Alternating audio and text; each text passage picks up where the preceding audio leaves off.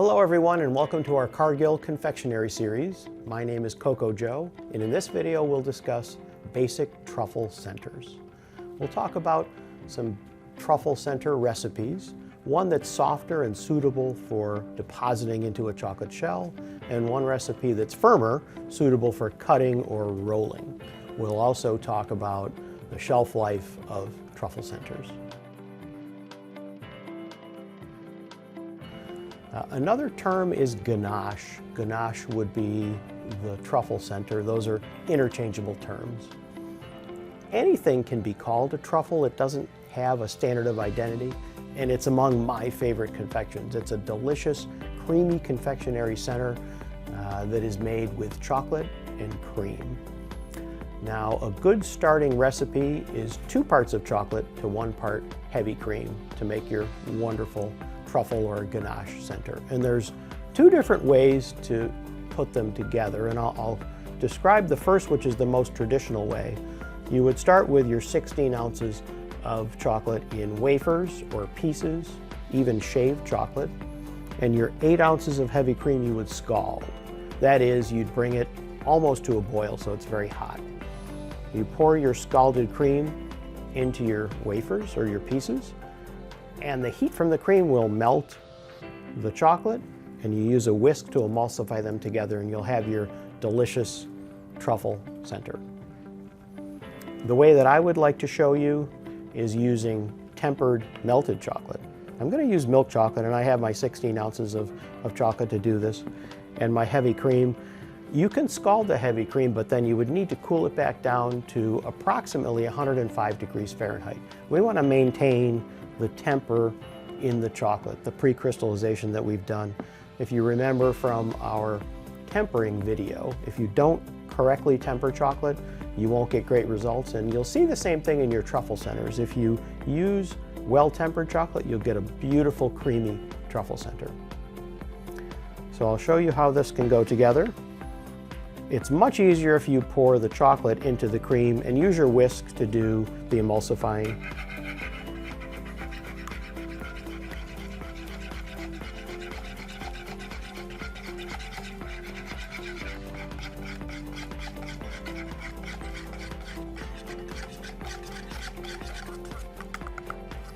So there we have it, a beautiful, rich, creamy truffle center. And the temperature is right around 82 degrees, so it's the perfect temperature for filling into your chocolate shells. You wouldn't want this to be any warmer than 90 degrees or you might melt your chocolate. As I mentioned, this 2 parts to 1 ratio of chocolate to cream is perfect for a creamy chocolate shell, a center that you would be depositing.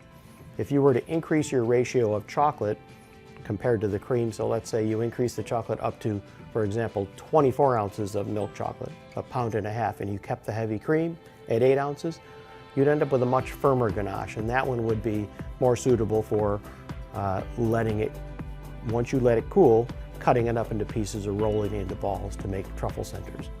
When this gets down to room temperature, it will be a little firmer, but it will still be very creamy with that firmer ganache ratio of 3 parts chocolate to 1 part cream at room temperature. That one will be firmer and more cuttable. In the pastry bag is the milk chocolate ganache center that we just made using 16 ounces of milk chocolate and 8 ounces of heavy cream. If you were to use that same ratio with dark chocolate, you would get a firmer ganache. The firmness of the ganache is also affected by the type of chocolate that you use. So using a dark or bittersweet chocolate with the same ratio of heavy cream gives you a firmer ganache than what you would get using either milk or white chocolate. So keep that in mind as you're formulating your ganache as well. I'll show you how to fill the chocolate shells. Disposable pastry bags are wonderful, and when you cut your hole in it, you don't want to cut too big of a hole. Of course, you can always make it larger if you need, because you want to be able to control the flow of the ganache center into your mold. And you want to fill your cavities just below the top of the mold. You need to leave room to put chocolate to cap them.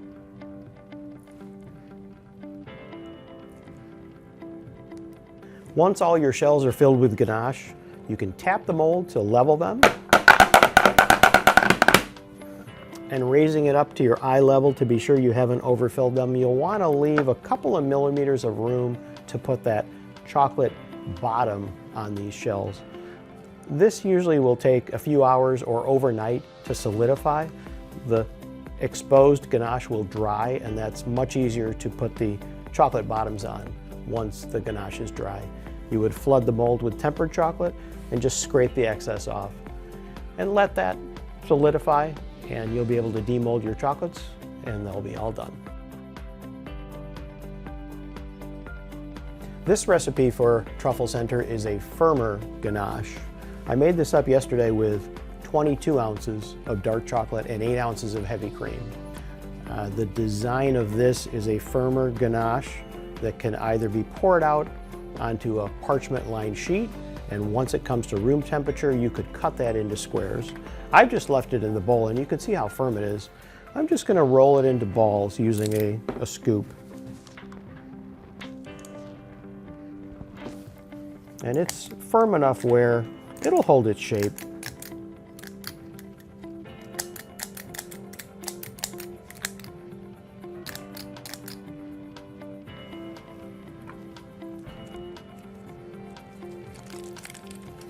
And it could be rolled into a ball.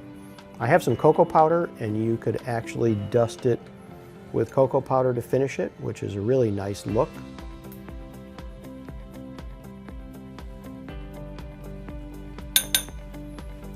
Or you could roll out your ganache, balls of ganache, and coat them in chocolate. Either roll them in tempered chocolate or dip them in tempered chocolate. So these are great ways to make beautiful firm truffle centers that have a delicious meltdown and a very great flavor. So far, the ganache recipes that I've showed you were simply a blend of heavy cream and chocolate, but there are thousands of variations that you can use to make your truffle centers. For example, you can steep ingredients or flavorings into the heavy cream when you're blending it with the chocolate. So if you steep tea bags into your scalded cream to make a tea truffle, I like to blend malted milk powder into my cream to give it that malty flavor before I mix it into milk chocolate to make a truffle. You're only limited by your imagination on the different ingredients you can use. You don't even need to use chocolate. You can use confectionery coating. So here we have white confectionery coating wafers. And instead of using heavy cream as your water-based ingredient, we can use something like raspberries. You could puree these raspberries into a raspberry puree, melt down your white confectionery coating, and blend these together to make a very interesting raspberry truffle center.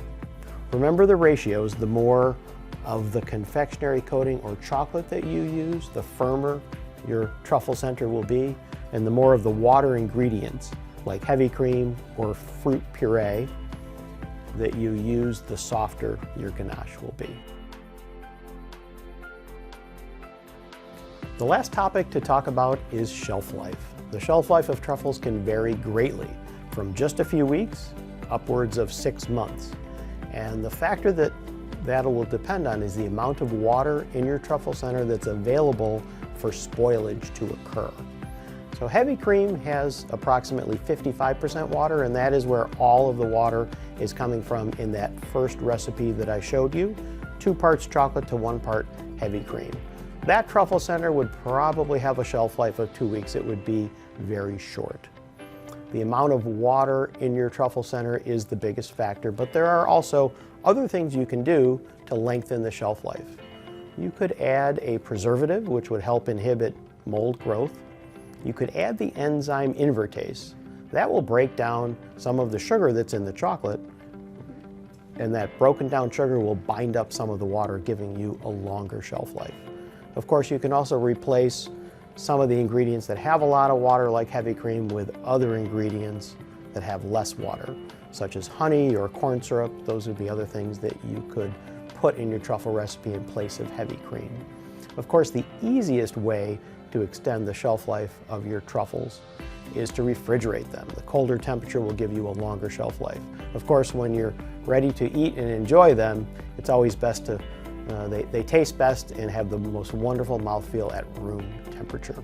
To help quantify the shelf life of your truffle centers, there is a measurement that you can have checked, and that's the water activity of your truffle center.